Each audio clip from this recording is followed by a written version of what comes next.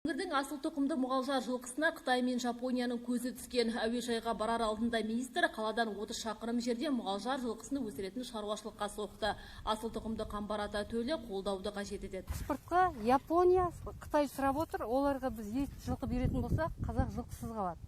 Сол үшін бұл жылқының санын 3-тен 5 есеге көбейткен жағдайда біз экспортқа сата аламыз. Өзіңіз білетіндей, шетелде бұл жылқының еттері аптекада сатылады. Сол дәрежеге жетуіміз керек.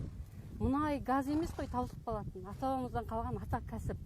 Жылқының қолдауын ең бір единственный бір адам осы Ақтөбе облысының әкімінің қолдауымен жетістіктерге жетіп жатырмыз.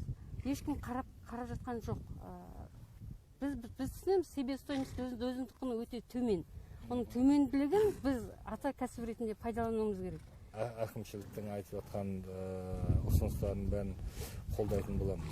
Негізі мынандай жылқымен енді бірінші рет мұғалжар көріп тұрмын, қандай тамаша еді, әдемі біркелкі бір жал құйрығы төгіліп тұр. Нағыз қазақтың жылқысы. Оның үстіне жаңа салмағында айтып жатырды, 400-500-ден асып кетіп жатыр.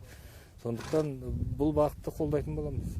Шаруалардың көтерген мәселелері де назардан тыс қалмайтын болды. Олардың барлығына енді сұрақтар мынандай ғой. Бір күні бір сұрақ шықты, оны шешкенмен ертең артынан тағы бір шығады. Ол күнделікті келіп жатқан жұмыс. Оның бәрі жұмыс істеліп жатыр. Кеше енді анау фермерлермен кездескеннен кейін сол жердегі барлық көтеріліп жатқан сұрақтардың бәрін бір жерге жинақтап, енді сонымен ары қарай жұмыс істейтін боламыз.